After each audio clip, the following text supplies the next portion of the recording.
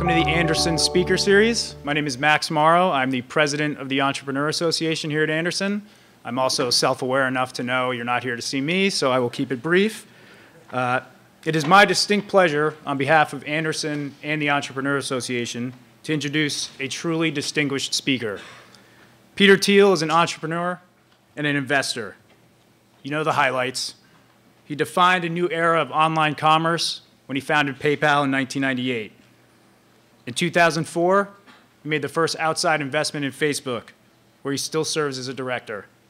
That same year, he launched Palantir Technologies, a software company that is radically changing the fields of national security and global finance. Mr. Thiel has provided early funding for LinkedIn, Yelp, and dozens of other technological companies. Many of his colleagues have gone on to do amazing things, earning them the nickname the PayPal Mafia. His current fund, the Founders Fund, has invested in companies like SpaceX and Airbnb.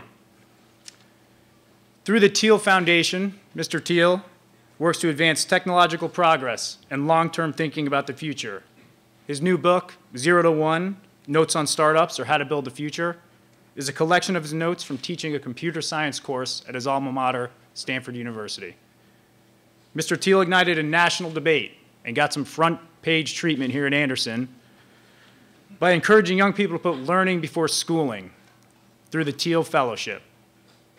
So whether revolutionizing an industry, investing in innovative companies, or through philanthropy, Mr. Thiel is constantly striving to make the world a better place and truly embodies the values we all love so much about Anderson. So please, everyone, join me in giving a warm Anderson welcome to Mr. Peter Thiel.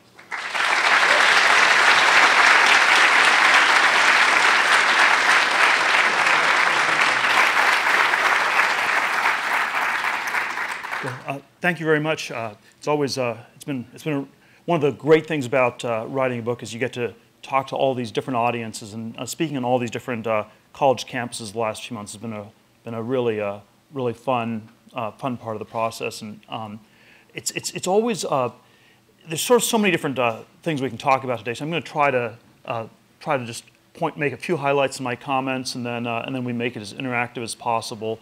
Leave as much time as possible for Q&A. One of the incredible challenges in teaching entrepreneurship or writing a book about entrepreneurship is that there's a sense in which there is no real formula in this. You know, the next Mark Zuckerberg will not be starting a social networking company. The next Larry Page won't start a search engine. The next Bill Gates won't start an operating system. If you are trying to, copy these people, you're in some sense not really learning from them. And there is something even more generally, that every moment in the history of business, every moment in the history of technology happens only once. There is no science of entrepreneurship, because science is something that starts with a number 2. Science starts with experiments that you can repeat.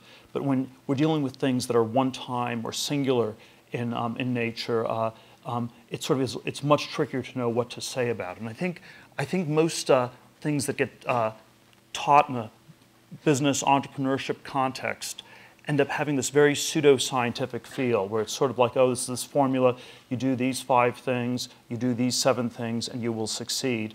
And I think that's something we need to always start by resisting and questioning. And so I want to, but then of course the question this begs is, well, if there's no formula, if there's no science to it, what can you say at all? So just end the lecture right there.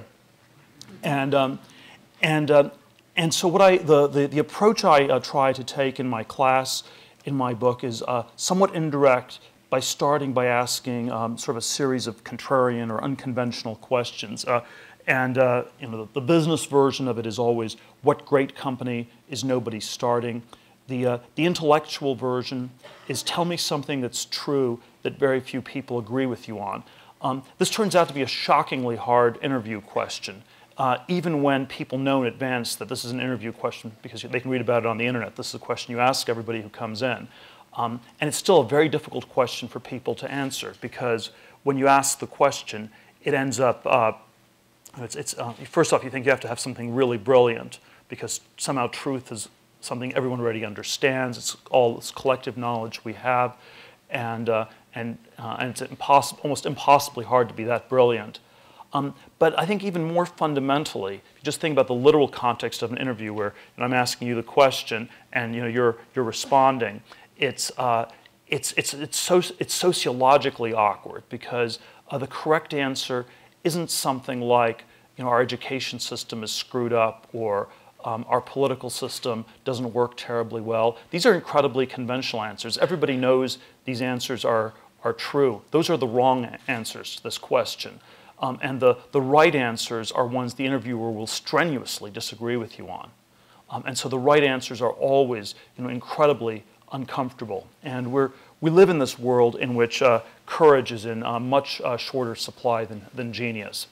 And so I want to maybe just today give 2 or 3 of the answers that I offer to this question as a starting point for the discussion. And so the first answer I give, and this is perhaps the single overarching theme of my class, my book, is starts from this theme of uniqueness and singularity. That and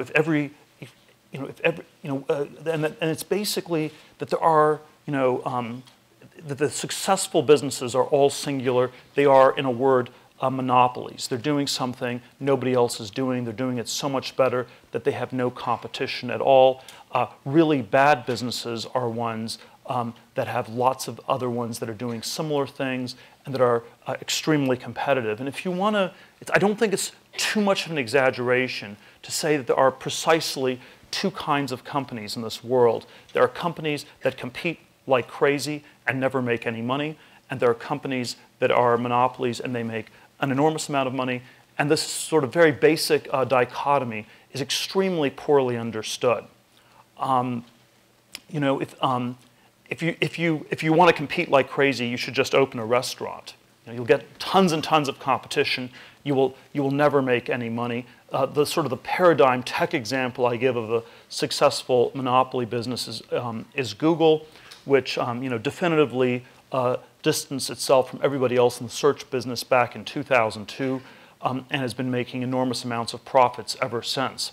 And the reason this sort of monopoly competition idea is very poorly understood, I think there's first off there's sort of an intellectual reason for this, which is that the companies that have monopolies don't talk about it, and the companies that compete like crazy understate the amount of competition they're in. So the apparent difference is much smaller than the real difference.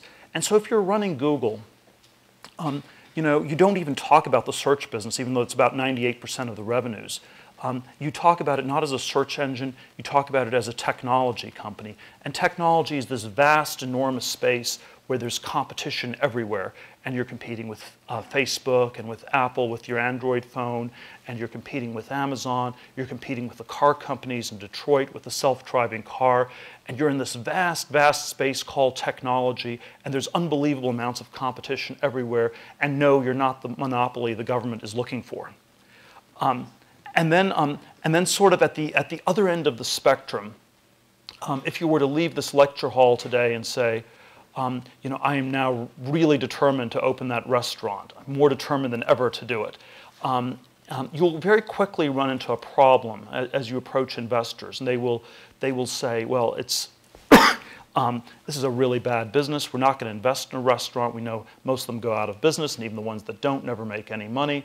And then you'll say, well, but it's going to be a unique, one-of-a-kind restaurant.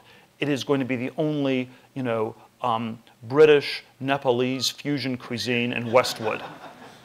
And so you will tell, so if you're a monopoly, you tell a fictionally large narrative about the market you're in. If you are in a commodity context, you tell a fictionally small narrative about the market you're in. And as a result, people are generally confused about this, starting with the people, running many of these businesses themselves, or the people in them. And are themselves often quite unaware of just how monopoly or how competitive these particular businesses. So I think there is this sort of incredible intellectual distortion that obscures this question very deeply. But I think there's also a psychological reason for this that perhaps goes a little bit deeper, which is that I sort of I sort of try to describe the temperament a little bit by, by describing business as sort of there's an opening line in Tolstoy's Anna Karenina, all happy families are alike, all unhappy families are unhappy in their own special way. And I sort of describe the temperament of a good company as the exact opposite. All happy companies are different because they found something unique that differentiates them. All unhappy companies are alike because they fail to escape the essential sameness that is competition. But the psychological element is that I think in some very perverse ways, many of us end up being attracted to competition in all kinds of strange ways because we find it incredibly validating. If you compete with other people, if you're beating other people, this is sort of very, very deeply validating. Sort of the autobiographical version of this that I describe is that when I sort of grew up in Northern California in this sort of hyper-tracked, super competitive context, and already in my 8th grade junior high school yearbook, one of my friends wrote in that I was going to attend this small provincial college in Northern California called Stanford, and I got in there 4 years later and went to Stanford, and then I ended up going to Stanford Law School. And then it was one competition after the other, and then ended up at a big law firm in Manhattan. And from the outside, it was one of these places where everybody wanted to get in. On the inside, it was a place where everybody wanted to get out. When I left after 7 months and 3 days, one of the people down the hall from me told me it was really reassuring to see me leave. He had no idea that it was possible to escape from Alcatraz. And the reality was that all you had to do was go out the front door and not come back. But it was just psychologically not possible for people to do because so much of their identity was wrapped up in these competitions that they had won over time and that they could not imagine doing anything outside of that. And I think this is sort of a very recurrent, challenging sort of a dynamic that we all face. It was already in the time of Shakespeare that the word ape meant both primate and to imitate. And there is, I think, something very deeply imitative or mimetic in human nature. This is how we learn language as kids. It's how culture gets transmitted in our society. But it's also, it also leads to a lot of forms of insanity. It leads to, the madness of crowds. It leads to market bubbles and manias, and it leads to sort of groupthink and herd-like, ape-like, sheep-like, lemming-like behavior that is so deeply problematic, and that I think one always needs to try and resist. I think there is. There's this sort of very strange phenomenon in Silicon Valley where a surprising number of the very successful companies seem to be dominated by people who are suffering from mild forms of Asperger's in one way or another, and I think we always need to turn this fact around into an indictment of our broader society and ask the question, what is it about our society where anyone who's not suffering from Asperger's is at a disadvantage, where in effect you're being talked out of your original, interesting, counterintuitive, creative ideas before they're even fully formed, and you're being told, no, that's a little bit too weird, that's a little bit too strange, that doesn't make sense, people will think I'm crazy, I better just open that restaurant. And I think there's sort of, it's always easy to pick on sort of all these different, different contexts. So since I'm here, I'm going to pick on the audience. It's sort of, we're in a business school context. And you can often think of, one of the challenges in business school is that it's, in many ways, it's an anti-Asperger's demographic. You're sort of super extroverted people. The negative thing would be people would say you're sort of low conviction. We sort of put all of, you sort of end up with business school as this hothouse environment where you take all these people who don't know what they want to do and you put them in the same place for 2 years. And then the risk is always that at the end of this 2-year process, it's sort of, we've all, everyone sort of is talking to everybody else, what are we going to do, what are we going to do, what are we going to do?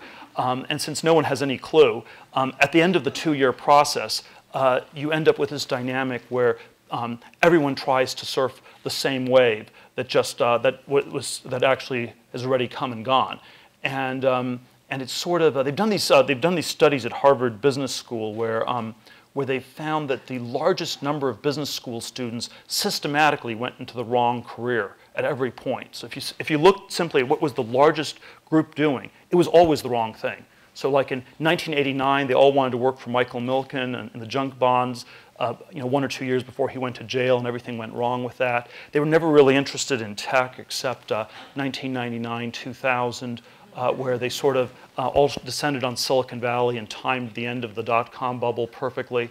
And 05 to 07, it was private equity, real estate, things like this. So I think even though this monopoly competition idea sounds really trivial, really banal, I think there are some very deep things going on, and there is something where it's always. It's of course it's not just business school. I could pick on academics as well. There was the Henry Kissinger line describing his fellow professors at Harvard, where he said, the battles in academia are so ferocious because the stakes are so small. And you always think of this is like, well, it's a definition of insanity. It's like you normally think battles are ferocious when the stakes are big. If they're small, it takes really insane people to fight like crazy for things that are really, really small. But it's on the one level, it's a definition of insanity. On another level, I think it's actually a description of a logic of a certain situation where when the differences don't exist, when everybody is sort of similar to everybody else, you get the competition becomes so ferocious because there are no differences, and in fact, and then the stakes get smaller and smaller because there are no profits or gains of any sort to be extracted, and so competition. It has. I don't want to say it's all bad.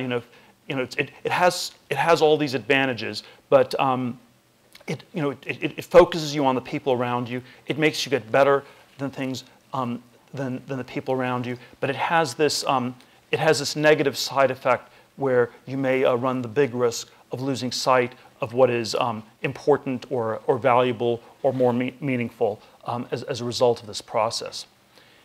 Let me sort of, one other sort of contrarian thought that I have, where we always have this question. And when you again coming back to this question, what's true that nobody agrees with you on, or what great businesses nobody's starting? I think sort of one very widespread sense we have is, well, everything's already been discovered, or else it's super hard for anyone to figure out. And I think in terms of truths about the world, I sort of suggest you can have like this trichotomy of 3 different kinds of truths. There are things that are conventions, which everybody already agrees on. It's like the Earth goes around the sun. That's true. It's not really interesting because we already know that to be true. There are things that are mysteries, which like no one's probably going to ever figure out.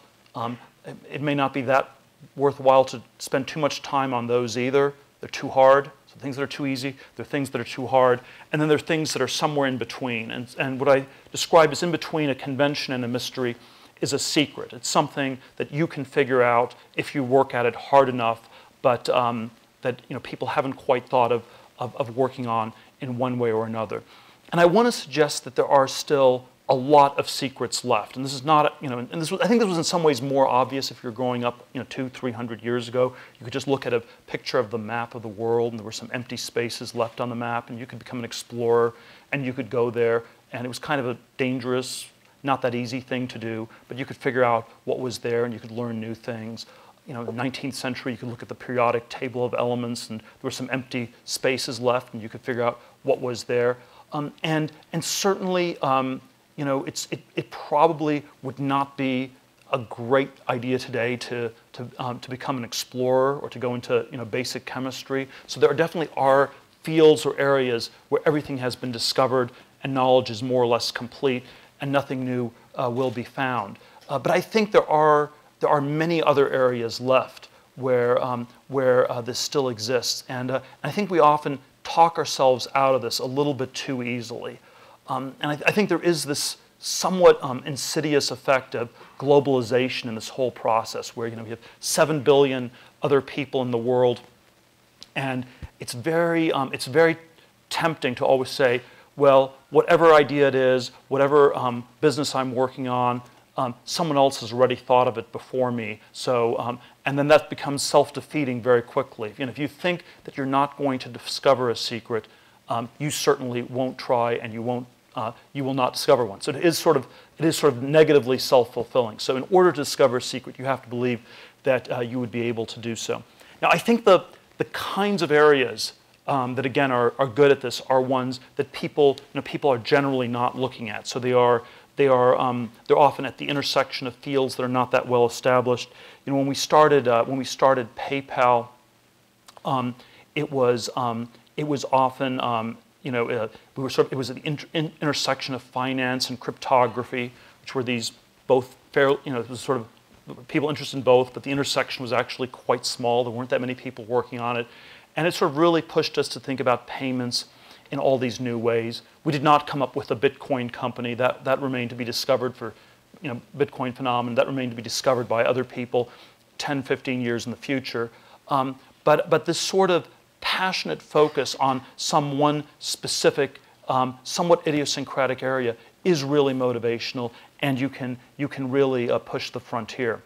One of the questions that I often get asked in these contexts is, what are some trends I see in technology? Where are sort of areas that I think people should go into? What's going to be happening next? And I always dislike the question because I feel it sort of pushes me to give really dishonest answers like, in 5 years there'll be more people using cell phones. And it's not really dishonest, it's sort of really banal answers like that. But the general theme that I've come up with is that I think that most trends, just about all trends, are badly overrated. And so, education software, healthcare IT software, these are very overrated trends. SaaS, enterprise software, insanely overrated. If you hear the words big data or cloud computing, you need to think fraud and run away as fast as possible.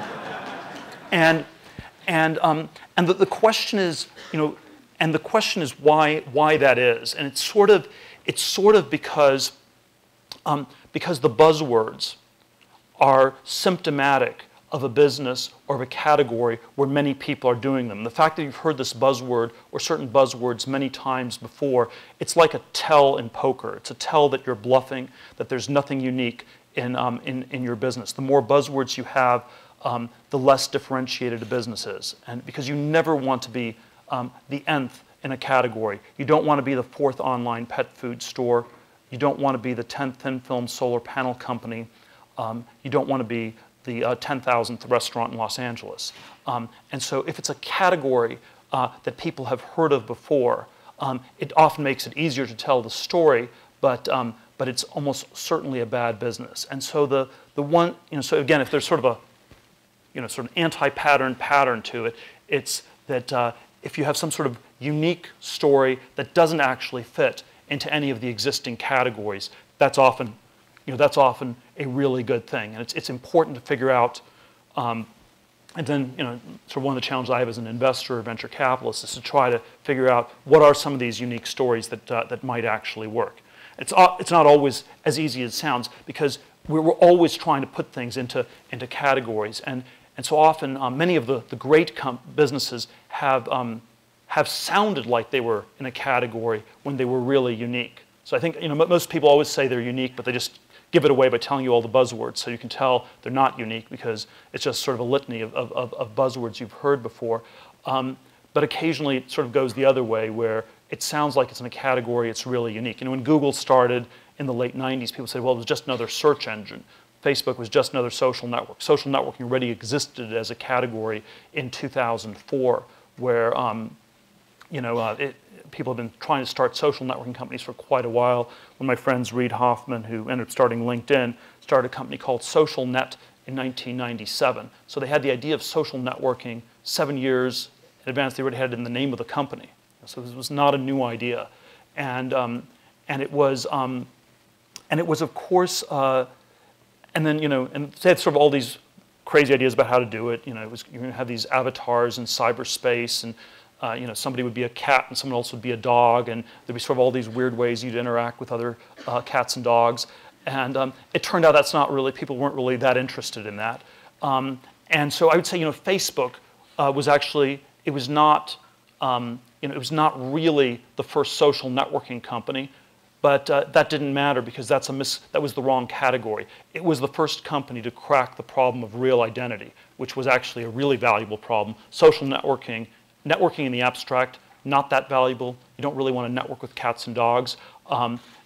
Real identity, that was very valuable, and that was actually the problem that Facebook solved.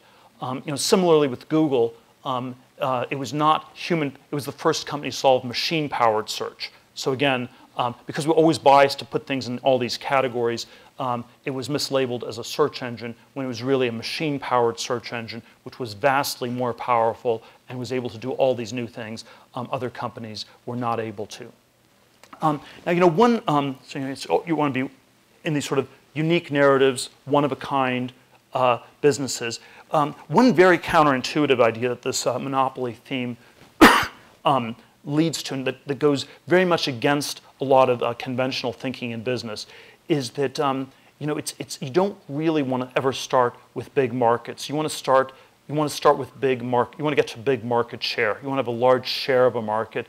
And so when you are starting a company, you're starting small, and therefore to get to a big share, you want to start with ideally a fairly small market. And then hopefully you can grow the market or expand into adjacent markets over time. PayPal started with PayPal started with 30,000 power sellers on eBay. And it was sort of this somewhat idiosyncratic payments problem where it took them 7 to 10 days to clear a check. We were able to solve it, cash check. We were able to solve it very quickly. And we got to about 25–30% market share in 3 to 4 months. It was a really good start. Facebook started with 10,000 people at Harvard, super small market, and it went from 0 to 60% market share in 10 days. Again, very, very auspicious start. When one looked at all the clean tech companies of the last decade, and you saw all the pitch decks, it was they made a lot of different mistakes, but I'll just mention one. The first slide in every pitch deck started with, "We have a vast, vast market." It's measured in hundreds of billions or trillions of dollars, and it's called energy. And then if we get a fraction of this market, we'll have a pretty big company. But it begs the question: do you have anything that differentiates you? Do you have any pricing power? And so, because you will end up having not just to beat, if you're a thin film solar panel company, you have to then beat the other 9 thin film solar panel companies. Then you have to beat the other 90 solar panel companies using other types of solar paneling. Then you have to beat the windmills and the natural gas company. And then fracking came out of right field, and Chinese manufacturing came out of left field. And there was just this vast, and whenever it's a big market, it means enormous competition everywhere. You never want to be a minnow in a vast ocean. Oceans are never empty. There's always, lots of stuff. You don't really know what's going to hit you. That's not the sort of context you want to be in. Let me end with one slightly bigger picture version, sort of something I believe to be true that people generally don't agree with me on. I think that in a successful 21st century, there are going to be these two themes of globalization and technology. And I always think these themes can be described as very different. People always use these words interchangeably, but I think they're actually quite different. I always think of globalization, I always draw globalization on x-axis and technology on a y-axis. Globalization is copying things that work, going from one to n, horizontal, extensive growth. China is the paradigm example of globalization. It has a very straightforward plan for the next 20 years. It will copy all these things that are working well in the U.S. and Western Europe. It'll skip a few steps. It'll avoid some mistakes. But it's sort of a very straightforward development plan. I think they're doing many things right there. And then technology, however, is doing new things. It's going from 0 to 1. It's intensive. Vertical progress. So, you can think of globalization as going from 1 to 100 typewriters. Technology is going from a typewriter to a word processor. And so it has sort of this very different character. And we've had eras of technology. We've had eras of globalization. In the last 200 years, the 19th century, 1815 to 1914, was a period of tremendous globalization and technology. After 1914, World War I starts. Globalization more or less goes into reverse. You have less trade. The world sort of breaks apart in all kinds of different ways. Technology still continues apace in a lot of different ways.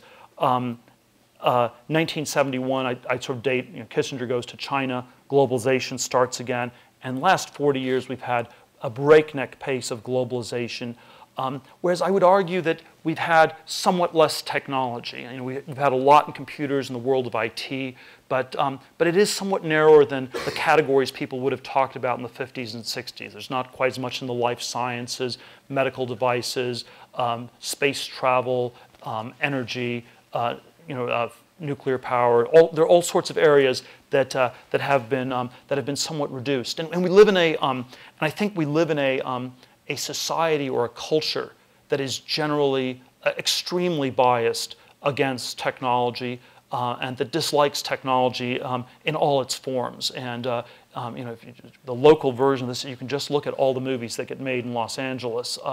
And I sort of always challenge people to come up with a single science fiction movie made in the last 25 years that gives a positive image of technology. It's always negative. And it's always going to destroy the world, destroy humanity. It's not going to work. It's going to be bad for people. And the future looks like some combination of the Terminator, the Matrix, Avatar, Elysium. I watched the Gravity movie recently, and it's like you would never want to go into outer space. You want to be back on that muddy island somewhere.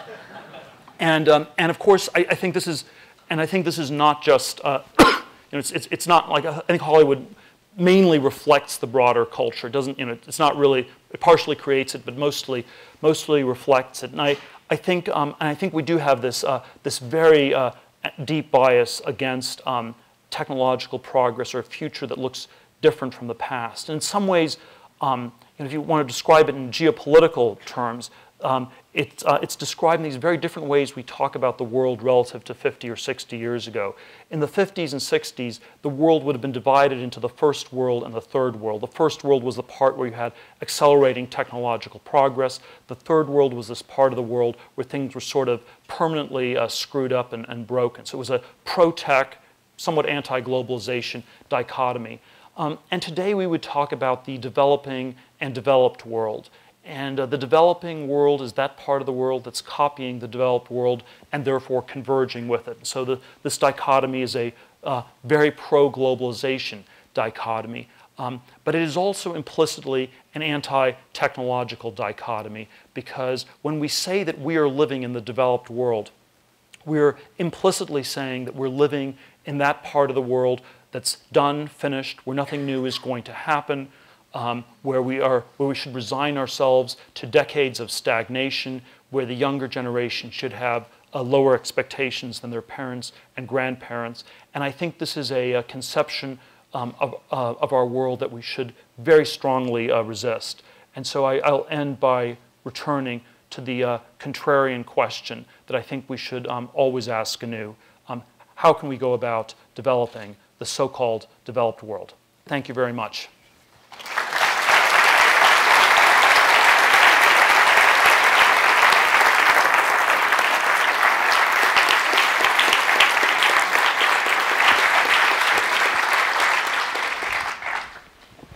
Thank you, Mr. Thiel, for some very fresh remarks in this setting. I'm Mark Armaze, a professor of finance here at UCLA Anderson and Associate Dean for the MBA program. We're going to open up to questions from the audience. Maybe I'll kick off with one, and then there are microphones set throughout the stairs. Please step up and give us a question. So I have a question about, you mentioned these secrets that we've got to try to find if we're going to do something very new. It's hard to do. If you find one, then you can perhaps benefit from these monopoly profits and do very well. Globalization, by contrast, is sort of about convergence, maybe a little less exciting. I've got just a broader question, which is, if you have a few people, and it's hard to find these secrets, you have a few people who find them, who succeed tremendously beyond maybe their wildest dreams. And many other people are trying and failing.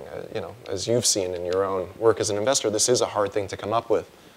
I see some broader implications for, say, income inequality, that you're going to have a couple of people working, founding the Googles of the world, and enjoying tremendous profits, and most other people are not. In fact, I see one of the benefits of globalization is that convergence of income. So, question for you, number one, is this a problem? Is it a problem that requires entrepreneurial thinking? Or is it something that entrepreneurs just can't worry about? Well, let's see. There's always a question: are monopolies good or bad, for society? And I didn't really answer that question. So I think there's both. Let me say there's both an inside and an outside perspective on that. So on the inside, this is always what you want to do as an investor, as a founder, as an employee of a company. You always want to be inside a monopoly, I do think. By the way, I don't think that everyone should just start a company. I'm not in favor. I'm not in favor of entrepreneurship per se as a category. I think I'd like to see people start more good companies and fewer bad ones. And so I think it's very important to talk about the nature of the businesses people are starting and think of it in terms of these dynamics. Now, from the point of view of society, I think that monopolies are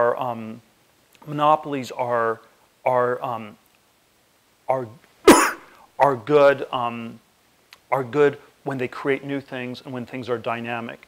They're bad when they become too stagnant and static. And so we sort of, bad monopoly is like the Parker Brothers board game where all the deeds are, just everything's set, everything's fixed. It's sort of like a troll collecting a toll at a bridge. That's sort of the example of bad monopoly. It's maybe some of the, cable companies fit that category. Certainly the post office fits that category. And then, good and we have some antitrust laws are directed against bad monopolies. On the other hand, we also have copyright, intellectual property, patent laws to encourage the formation of good monopolies. And so so when Steve Jobs invented the iPhone, when Apple created the iPhone in 2005, they had a monopoly because it was the only smartphone that worked in the world for quite some time. They had a long lead. Maybe they now have still a monopoly on branding and some network effects. But this was not a bad monopoly because people lining up around the block to buy something that previously had not existed at all. So I think in a dynamic world, monopolies are a good thing. If you told me, well, things are going to be completely static, for the next 100 years or so, that would be. At some point, that gets problematic, and then it becomes a policy question. When does it go from dynamic to static? When does it actually become bad? I think in most areas of technology, I don't think these monopolies will be permanent. I think the government's generally gotten it wrong. They went after IBM in the 70s, Microsoft in the 90s, just at the point when these monopolies were naturally going to die. So I think when you start a business, if you aim for a permanent monopoly, that's probably too ambitious a goal. 20 to 30 years, that's still pretty good. Never is somewhat problematic, or it's just going to be crazy competition from day one. Now, in terms of the larger inequality debate, I'll just take your question as a data point for our cultural bias against technology, since it strikes me that the main driver of inequality in our world is in the developed world, and it's always framed, by the way, as a problem within our country.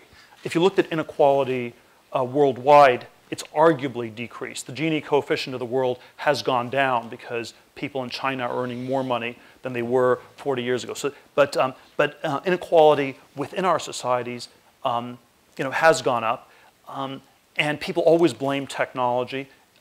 It's much more, although I actually think there's a strong case made that the much bigger driver has been globalization. It is competition with labor that's paid much less outside the U.S. It's not really technology. To frame this, somewhat rhetorically, if you said that Silicon Valley we're going to invent a robot that looks just like you and that can do your job as dean, thank you. and it won't cost us anything. We won't have to pay this robot anything. You'd be right to be a little bit nervous about that. You know, we have an AI, and we put in a robot that looks just like you. And this is, by the way, this is intuitively why people are nervous about cloning, because if you have, you know, it's in the science fiction version, if you have 100 people who are identical to you, they sort of have this intuition that there's going to be this really tough competition. If you have people who are identical to you, you need to be very nervous about them, and they'll drive down your wages and create all sorts of other problems. And of course, but that's just science fiction fantasy. Something like that is, you know, 100 years or more away if it's ever going to happen. Although there is, of course, a certain sense in which that's what globalization represents. It's not robots, but it's people. They look a little bit different. They're not that different in India, China, other places. And they are getting paid a lot less. And that's where the real competition is. Competition comes from companies or people who are like you, not things that are very different. Computers are completely different from us. Therefore, for the most part, they're not competing.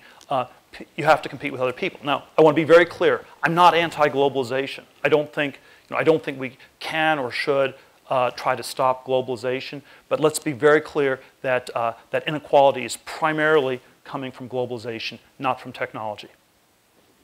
Thank you. Maybe a question from the, yeah, please. What areas interest you going forward? Kind of what are you excited about? Well, I feel like I feel that's sort of a trick question. If I give an answer, I'll be undercutting myself. So I'm always interested in very specific things that are unique, that people, you know, are not doing for one reason or another. If I had to sort of frame it in terms of categories, if you ask me, well, surely there's like entire categories. Are there entire categories you're interested in? It would be entire categories that for some reason people aren't thinking about. So it's a little bit harder because, you know, the bigger something gets, you know, the more likely it is that some people are working about it. So you have to have like deep social reasons that you have large categories of things that that people are not looking at. This is you know, somewhat on the biotech and partially on the philanthropy side, but one of the things I am, you know, very interested in is life extension research, and, you know, could we treat aging as a disease to be cured? So that's like a big area, pretty big area, since, you know, the most common cause of death are diseases related to aging. You know, if you're age 30, you have a 1 in 1,000 chance of getting cancer in your next year. At age 80, you have a 1 in 10 chance of getting cancer in your next year. And something like that is true of almost all diseases. Almost all of them are linked to aging in one way or another, but it's incredibly underfunded, understudied, and not thought of even as a very big category in one way or another. You know, if you had to describe it again in you know, sort of mass psychological terms, it's that most people have concluded that deal with death through some combination of acceptance and denial. You know, acceptance, I'm going to die, so there's nothing I can do about it. Denial, I'm not going to die anytime soon, so I'm not going to think about it. And sort of, you know, when you combine a psychology of extreme optimism and extreme pessimism, you end up doing very little. Extreme optimism tells you there is no need to do anything. Extreme pessimism tells you there's no point in doing anything. And they sort of, even though they're inconsistent, they sort of have this cumulative effect of adding up to you just don't do anything. And so I think psychologically it would be much healthier for us to be fighting a little bit more and a little bit less on this hybrid acceptance denial. So that's like a very, very, very broad category. You know, just to pick a little bit on Eric Schmidt here. You know, if you sort of as a wearables as a category on the other side would be one that, you know, it probably, something like this will continue to happen, but it is in some ways a super conventional category. It's one everybody in the audience can immediately relate to. It's like you think about what clothes you're going to wear every day. People, and so that's sort of like a supernatural category. It's one that I would suspect that because it's such a natural category for people to think about, that it's probably overexplored. So he may be quite right as a trend or as a technology. I'm always a little bit more pessimistic than him in terms of timing, but as an area for opportunity, it's one that people are probably already very naturally attracted to, and is therefore probably somewhat overrated. Okay. Well, they don't always die naturally. I think at some points they do, some points some points they don't. I think that as long as there's enough innovation in technology, they will tend to get superseded by other technologies in turn. And so IBM looked like it had a very robust monopoly on the hardware side, but it turned out software was going to be more important. Microsoft, had a super robust operating system monopoly in the 90s. It still has, it still is making a lot of money on it, but it has been sort of, it is a somewhat less valuable monopoly than it was 15, 16 years ago. And it's because there's been this shift to the internet that Microsoft largely missed. There's a shift at this point to cell phones, where it feels like Microsoft's going to be quite a bit weaker on. And if you look at the market capitalization of Microsoft as a company, it is, it's perhaps, it's still somewhat less than it was 15 years ago, much less adjusted for inflation, and much, much less relative to other technology companies. So there's been a big reordering in that world. The cause and effect always gets hard. In the case of Microsoft, you could say that the government's antitrust suit sort of helped. I would argue it was just coincident. These things were going to happen anyway. The antitrust suit ended up getting dismissed against IBM. And so that's sort of a very clean example of one where it really didn't matter.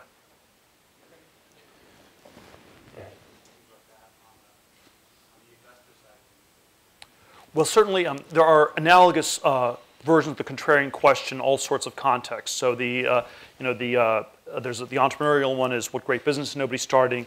As an investor, you always want to be asking, what companies are undervalued and and I think it's always some combination of what are great companies that people are not investing in, that people are not investing in enough. And so, the question that I always ask myself as a VC is, what are areas that are not being funded enough, where not enough money is going into, in one way or another? I certainly do think there's something to be said for people being a little bit more adventurous. So we've done a decent amount of investing over the last 6-7 years in a variety of breakthrough technology areas. So we were the first outside investors in SpaceX, which was founded by Elon Musk, one of my colleagues from PayPal, and that was considered a very unconventional investment when we did that in 2008. So I do think, and it turned out to be quite a good one. So I think there is probably some room for people doing a lot more outside the box investing in tech. I would push back a little bit on this sort of later stage valuation, IT investing as being too high or as being in a bubble. And in particular, I would say that you can only have a bubble in markets when the public is involved. And there is no bubble in tech today because there are very few IPOs. The public is still largely not involved. In 2014, this is actually the point you made in your question, the IPOs are happening very, very late. And so there's sort of far fewer IPOs. The public is generally not involved. In 2014, there were, I believe, 47 tech IPOs. In 1999, there were something like 300 tech IPOs in the US. And there's sort of a whole variety of reasons why IPOs are happening much later. You can blame Sarbanes-Oxley on the regulatory side. There's a bit of a cultural change where companies don't want to go public. It's not seen as a marker of success in the way it used to be. If anything, taking a company public today is an indicator that you couldn't raise money elsewhere, that something was wrong. So the super big tech companies that go public are probably doing it at the point where they need to, but the ones that go public at a market cap of 1 or 2 billion are often among the weaker technology companies that were not able to raise money from private investors anymore. And so if from an anti-competition perspective as a VC, if I don't, it's really good for my business that these companies are not going public till a much later stage, because the biggest competitor by far is the public at large. It's all the mutual fund investors, all the people who invest in public stocks, and that competition has been dramatically reduced in the last 15 years, which is why venture capital has been, a surprisingly good business that's grown a lot more than people might have expected, because this vast area, a vast source of competition has disappeared. We have time for one more question? One more question. Okay. Well, okay. How about you, sir? Yes, please. Yes. Competing with several other products. Let me give a quick answer to the second one. I could spend a lot of time on each of these, obviously. So the sort of quick, slightly too flip answer to the second one is the first step is not to lie to yourself. So it's because, again, people tell these fictional stories all the time about it's the British Nepalese fusion restaurant in Westwood. Okay. And that's on some level that's a fictional story you're telling investors. The dangerous thing with telling fictional stories is you end up believing them yourself so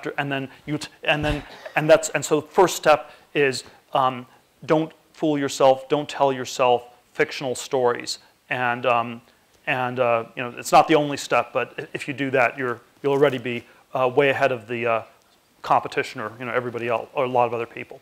Now in terms of the next Apple, and I think it's always let me try. I don't want to put precise words into Paul Graham's mouth. I don't want to put words into Paul Graham's mouth, but I don't think he meant literally create the exact next Apple. So it's always the question's always what is it that you're to the extent there is something about Apple that worked, what is it that you're copying? Are you going to copy Steve Jobs' black turtleneck sweaters? Is that what you should always wear as an entrepreneur? Or there was a point where Steve Jobs went on a diet for a few months where he ate nothing but apples. Was that really what you should do, or was he doing it just for health, or was this a weird marketing gimmick? But even if it's a weird marketing gimmick, it doesn't mean that it's literally an apple-only diet you should do. If you call your computer company Banana or something like that, you probably don't want an apple-only diet to go with that. And so I think you have to. So even if we go with that idea that you could be very successful if you create the next Apple. The question is, what is it that you're doing, or what is it that is there some pattern there that you can emulate or copy that's different from turtleneck sweaters or Apple-only diets? Let me suggest one. This is somewhat of an abstract form, but I think this is one that was a sort of very unheralded aspect of Apple's success that maybe has been underexplored. So I think we have innovation comes in many different forms. We're very in our society we're very focused on sort of incremental iteration, where it's like something where you're steadily improving things over time. We occasionally have this form that's more like a brilliant breakthrough, where it's like something like Bitcoin or something like that, which is quite rare. But I think there are some other forms that we don't consider very much at all, and one that I would throw out there is complex coordination of many different pieces, where you take many pieces that already exist, and the skill is actually putting them together in just the right way. And so if you ask what was actually innovative about the iPhone, I would argue there was no single component that was new or different. It was just that you took all these different pieces and you put them together in the right way. And then, of course, that also included the incredible complexity of getting the entire manufacturing process set up, the entire distribution, marketing, but it was getting all these different pieces coordinated in just the right way. And for some reason, that's generally quite hard to do. I think the sort of Elon's Tesla company I would cite as an instance of complex coordination. So if you ask what's really new about Tesla as a car, there's no single component you can point to. It's all these things already exist, but it's actually putting them all together in a completely new package. That's the real creativity. And then, of course, that includes to the complex coordination of creating a dealer distribution system from scratch where the dealers don't end up making all the money and it gets controlled by the car company instead. And that's probably what's somewhat was or remains somewhat underrated about Tesla as a company is and why it will be very hard for other companies to catch up because you have to somehow rebuild everything at once. And that's something that we're taught not to do or think about. Now, it tends to be quite challenging, as an entrepreneur to start these sorts of businesses. They tend to be somewhat more capital intensive. It doesn't mean I think they would be good investments. So, Tesla was a great investment. The iPhone, they maybe cost like $100 million to, a few $100 million to get started, and then you have a business that's worth tens of billions. But it's extremely hard to raise that sort of capital because we live in this sort of world where people are a little bit nihilistic. Complex coordination is too hard a story to convincingly tell people that it's going to work, and therefore it's incredibly hard to finance. It's incredibly hard to get started, which again, paradoxically, is one of the reasons why it's probably extremely good if you can pull it off. Okay, well, thank you very much for your time and insights, and there's a book signing outside. Yeah. Thanks.